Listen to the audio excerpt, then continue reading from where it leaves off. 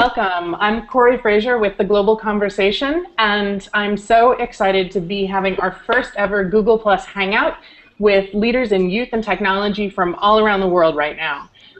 Just a quick background for folks who may not be familiar with us.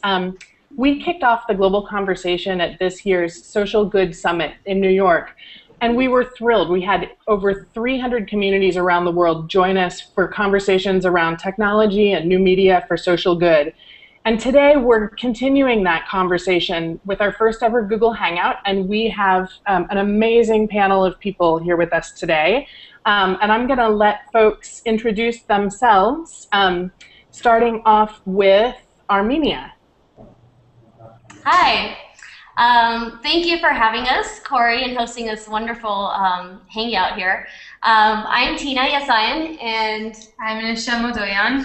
And we're connecting from Armenia. We work in the communications department, and we've been working with the youth very closely here. We have a wonderful youth program of over 500 youth across Armenia that we support here at Counterpart. And we're looking forward to talking about our programs and how they've been involved with the social good movement. Great, thank you. Let's go now to Brazil. We're so thrilled to be partnering with Social Good Brazil that's been happening this week in Florianopolis, and we have a special guest with us from Brazil, Reinaldo. Hi all, my name is Reinaldo. I'm here in Florianopolis right now. Are you hearing me? Yes, we can hear you well. And I'm excited to join the call. We're thrilled to have you. And then let's go to Connecticut. Hi, I'm Tammy Kesselman, and I work on a couple different initiatives, including I recently co-chaired the Youth Assembly at the UN, and the theme there was Unwired Generation, Youth Leveraging Technology for Development. I also co-chair the UN Wireless Initiative, which is a multi-agency initiative with 6 different agencies, looking at how mobile can help solve development challenges around the world faster, better, cheaper. And then with that, we work with a lot of social entrepreneurs, helping them enable their social impact projects with mobile. Great, thanks, Tammy. And joining us as well, and she's just coming back up on screen, we have Esther Akabawe, and I'm going to want you to say your last name, Esther, because I don't know if I got it right, but she's dialing in from Abuja, Nigeria. And when she comes on, I think she can tell us a little bit about some of the work that she's been doing. Esther, can you hear us? Yes, I can hear you. Yes, hi. Hi, Esther. Can you tell us just a quick introduction to some of the work that you've been doing there in Nigeria? Oh. Yes, so greetings from Nigeria. I'm calling in from Abuja, the capital of Nigeria, and I'm very happy to be here. So I and my friends run the biggest climate movement called the Nigerian Youth Climate Coalition. And what we do is that primarily we use technology to inform persons about climate change and why it's important for the future. Great. Great. We're getting a little bit of feedback, but we'll just keep going from there. So we are so excited to have folks from all corners of the world talk with us today, and also really excited about the timing of this hangout. We just learned that earlier this week, USAID issued a new policy piece on the importance of engaging youth in development and finding new ways to really bring youth into solving global health and poverty and development issues. It was fascinating for us at the Social Good Summit to hear this thread come through again and again about how youth can make change. And Esther, can you hear us right now, or are you still having challenges? Yeah, great. Okay, so we're still missing Esther a little bit, but Nish and Tina, maybe you can take this question. So one of the big themes that came out of the Social Good Summit was that technology really has changed the way that youth engage with social good issues in the last many years. And I'm curious, you've been working really closely with your community there in Armenia. What have you seen in your community, and do you agree? I absolutely agree. We've been working very closely with the youth in our programs. And we've seen that just so you know, we're taking very, very small steps. And these are communities. We have 41 communities throughout Armenia, and a lot of them are rural communities. So very small populations from anywhere from 200 people in a community up to about 5,000. And a lot of the youth have one dedicated computer in the community to work with. So our focus is really trying to look at what resources they have, what resources exist, and what we can do with the available resources. Not necessarily see what else we can try to get to them, but use what they have and the technology that's at their fingertips to create change and advocate for issues that they think are important in their communities. So with our workshop during the Social Good Summit, we introduced them to some of the very basic social media tools like YouTube and Facebook and change.org, so they can learn how to start petitions in their communities, Google Mapping and Twitter, and a lot of the tools that have come so easily to a lot of us, but they were unfamiliar with, or maybe had known about it but had never accessed them. And what we've seen is ever since then, they've certainly become much more engaged with these tools, and what they're doing is just practicing with them. We're not focused too much on results. We're just letting them play with it right now to just explore and create whatever they think they want to create with it and get creative with it, and just trying to empower them to take it wherever they want to go with it. And we've learned that it has been effective, and we've certainly seen a lot of results. That's great. Thank you. Well, Reinaldo, this is something that raises a question for me to you. In your work with It's Noon, and I think it would be great for you to talk a little bit about that platform, there are around 75% of the users are youth, but you've mentioned that you see some challenges in getting youth in Brazil engaged in the social sector and have some new ideas about how to engage them. Can you share those with us? Yes. First of all, It's Noon is a creative social network that aims to enable entrepreneurs, people or ventures to connect idea, people, and money to make things happen. This is basically what we do. It's a network that has already 30,000 people in Brazil, and we are going global probably in January with this technology, where we connect common concepts that we have today in terms of what I call a digital economy, that is connecting crowdsourcing, crowdfunding, and peer-to-peer economy all together, connecting ideas, people, and money in this three process. This is what we do. And I think the social sector has a huge complexity all over the world, depending on the economic stage that each of the countries are, mainly. It's a lot related to that, because it's also related to the amount of social capital that has been built over this period that is sustainable. And somehow Brazil is on a very, in my opinion, Brazil is in a very challenging moment. Not only Brazil, but the entire South Hemisphere, that is being really pushed to support the consumption of an old economic model that is reducing a little bit the real reflection about the real social problems that are around.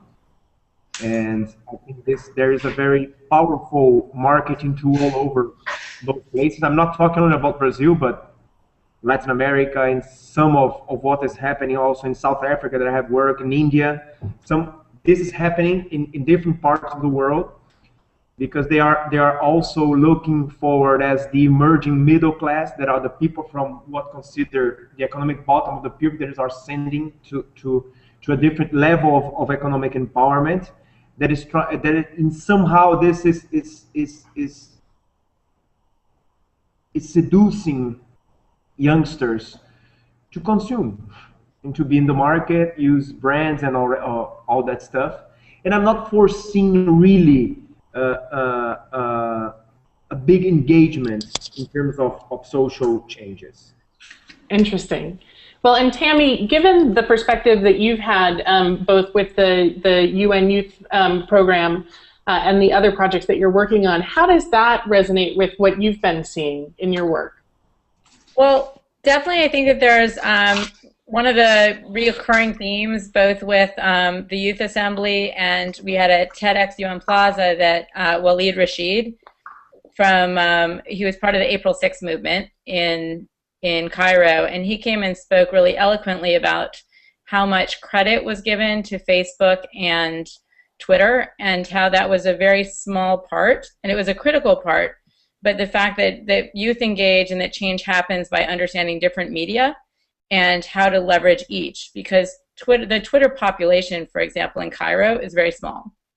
So it was great to seed things, but actually how it spread, and he and the other founders of the April 6th movement actually were nominated for a Nobel Prize for this last year, but they actually spread most of that campaign with taxis. So it's the double T, it's Twitter and taxis, where you had each of them would get in the back of taxis. They realized that was actually how ideas spread, how people get excited virally in Cairo, was to get in the back of a taxi and pretend that you're on the phone and say, oh my gosh, did you hear? There's this event going on in Tahrir Square. You have to, check it out. Don't let anyone know, but we'll be there next Wednesday. Okay. And then they get in the next taxi and do the same thing and just keep pretending. And that actually spread more virally than Twitter, but Twitter was a base to get one level of population, and that was a base to get the other level. And it's really interesting, and just in building on that, I think that that's where youth have this amazing ability to operate far beyond what other generations have, because they have a better understanding of how to leverage different things differently, where adults say could never happen and couldn't have in 10 years ago. Youth can find new solutions, and so by getting a couple examples like that, we energize many more creative ideas, and just kind of like what Tina was talking about with empowering youth to get creative with technology. I think that that's really where it's at, but it's about making sure they know that that's not the panacea. That doesn't solve everything. That's one tool they have to get even more creative and building on other tools. That's great. Thank you. Esther, welcome back.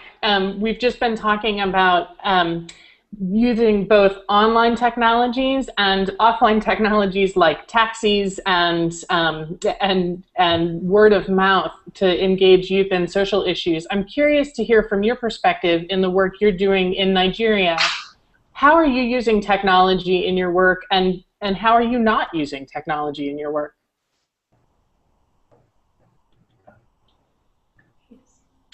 We're having trouble on the line with Nigeria, unfortunately. So we'll take that back over. Reinaldo, you had talked about really inventing a whole new way of how Brazil works through its Noon and the kinds of projects that it's working on. Can you talk a little bit about what sorts of projects you're hosting on your platform and how people are engaging in them?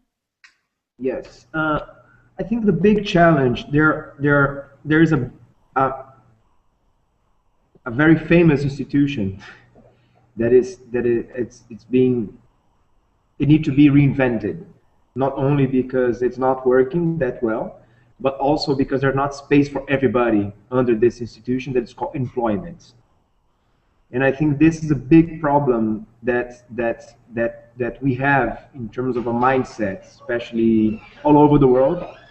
And on one side, and on the second side, the way digital networking is working, it's starting to help us to redesign the way people should work in the future, especially related to a decarbonized economy that is centered in knowledge, ideas, creativity, all the things we know. And this is a big room for improvement. And I think the social challenge today for youngsters, especially the ones that I deal with, and this is not only low economic classes, but also middle class, people that are willing to act in the society, and it's very important to redesign the way people work. And this is also related to a new, these are the alpha guys, the ones that are going to make, are the beachheads, the ones that are probably going to make a difference, are the ones that are inspire the others, that I call the free agents. The ones that are deinstitutionalizing themselves and trying to work in a different way in the society. So what's the problem on that? They can connect with people, they have ideas, but they cannot connect with with the power of money to sustain themselves or to make real things happen. And this is what we are connecting in It's Noon. And basically, this is the idea. And the purpose behind that, It's Noon, is the midday where nobody outshines anyone else, no shadows. So it's a pure moment, the moment of enlightenment, where your ideas come. This is the idea.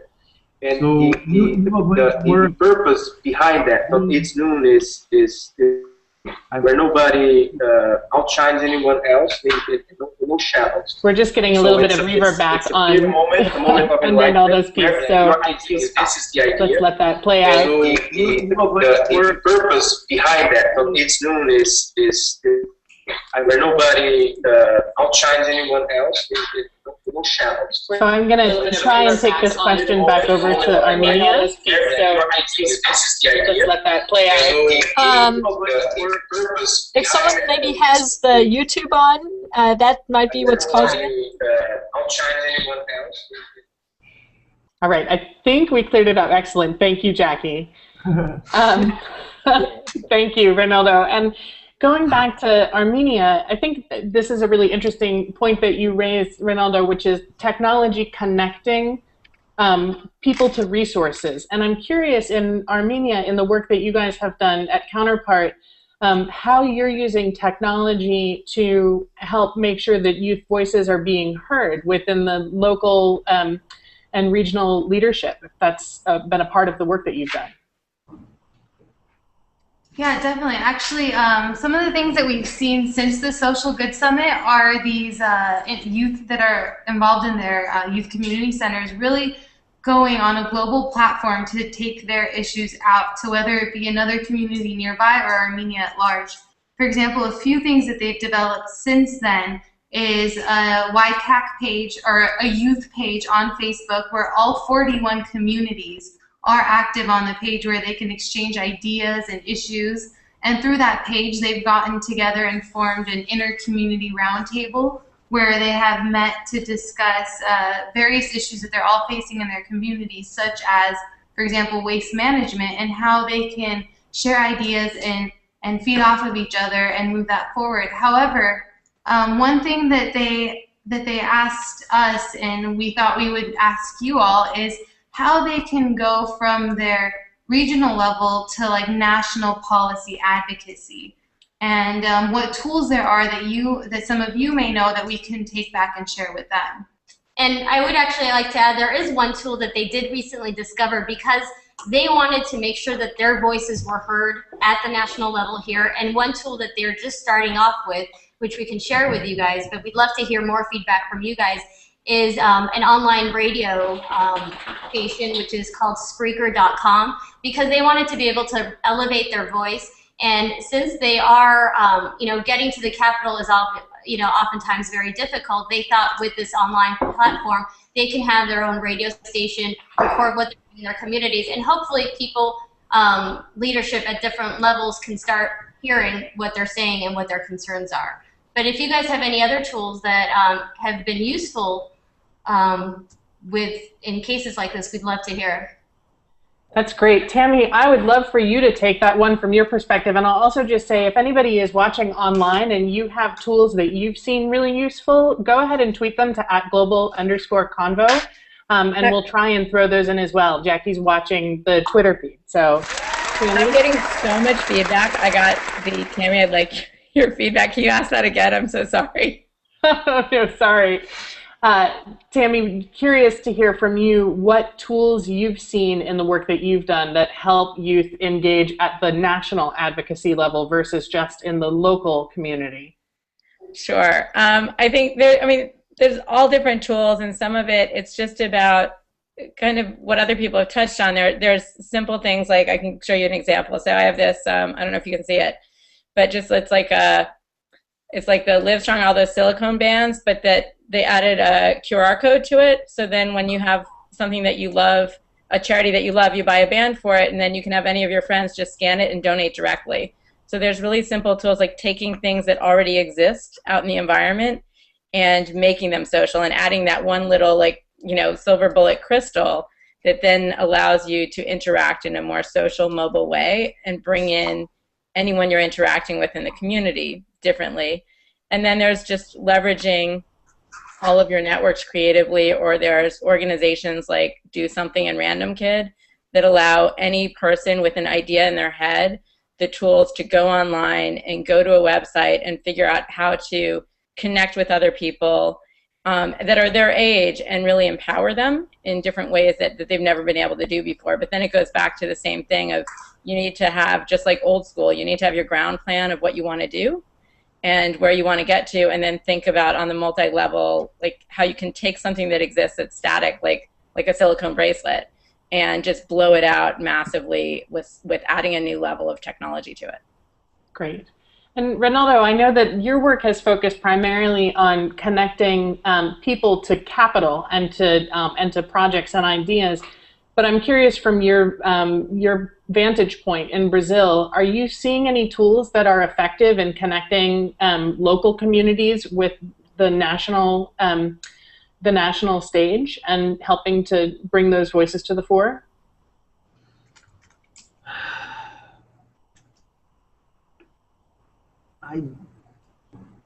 What I have seen here in Brazil working quite well is the AVAS, somehow. Yeah.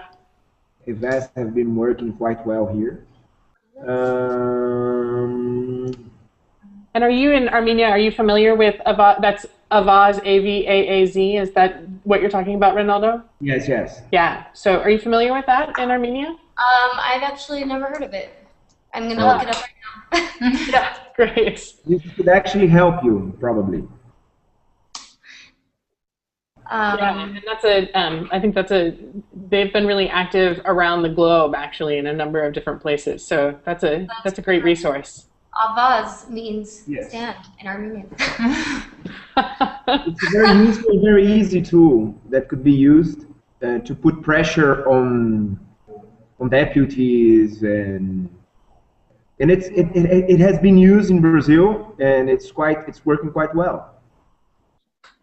It's great. That's great. So it's similar to maybe the petition signs? Yeah. Yes, yes. But it's much more effective because it's very easy to use. Got it. Okay. Great. Thank you. Excellent. Great ideas, guys. Those are really interesting. Thank you. Cool. Well, and we've just got a couple more minutes. So as we close up here, I would just love to hear from each of you. What is the #1 thing that you've learned from working with the people in your community that you think our broader community around the world should take away? What lesson would you give to the rest of the Global Conversations community? Let's go ahead and start in Connecticut. Tammy, can you hear me? Great, yeah, there you are. Sorry about that. Yeah, no, I think the #1 thing that I've learned, and the #1 recurring theme at the Youth Assembly and other places, is that for youth, as a message, is that when adults tell you it can't be done and look, it's never been done, that's no excuse. And it just means that they can't imagine the new reality that we live in. So if there's anything that frustrates you, that gets you excited or passionate in the world, just know that there's a way with technology to solve it. And if adults around you say you can't, then that's just another reason to up the game and prove them wrong. That's great. Thank you. And Esther, hello, welcome back. We're going to have to get you back for another Hangout. So we've missed your voice in this. I know. I'm so sorry. We just have some internet difficulties here, but I just changed my source of internet, so I hope this will be much better now. Great. Well, and we are just coming to the close of this, but I'd love to get one perspective from you. We're really, and again, we'll come back and make sure that we get to hear more from you in a future Hangout. But thinking about the work that you've done in Nigeria and what you've learned from that climate change community there, I'd love to know what one lesson you've learned from working with your community that you think that the rest of our global community could really benefit from hearing. I think one thing that we've learned is that we never give up. We live in a community where elders believe that they have the monopoly of knowledge, that we don't matter as young people. And our participation as young people is not as an organic thing that is in your own area. We have to induce participation. So this is something we've learned, is that we never give up. We can go knock on the doors and they close the door. We keep knocking until they open it. So you never give up. That's one of the here, because some years back, conversation on climate change was only among adults. There was think about young people, but we want to change that because we are the most important persons now in the world, and we want them to know that. So we never give up. Just keep pushing for it. Great, thanks, Esther. Let's hear from Armenia on the same question. Well, one thing I think, similar to what all of you are saying, I think more important than building skills is teaching people how to think. And I think that's what we're trying to do here, trying to empower them to think and create solutions in their minds, because they can always pick up the skills. They can pick up these tools really easily, but they first need to know what it is that they want to do and how big they want to go and where they want to go with their vision. And so I think that's most important. And one thing that they have also taught me is the amount of hope and optimism these kids have. I mean, we're coming from a nation that just celebrated its 21st year of independence, a post-Soviet nation where most of their parents didn't have this level of engagement with their communities and with their government the way these kids do. And seeing them taking ownership of how they build this nation and how they want to see the future of it, in contrast with the skepticism you see with some adults towards the oligarchs that they deal with here, I mean, it's really amazing. When you see these kids, you really believe they'll get through anything, regardless. Great. And Reinaldo, let's end it with you in Brazil. What would you share? I would like to reinforce some of the aspects that have been said.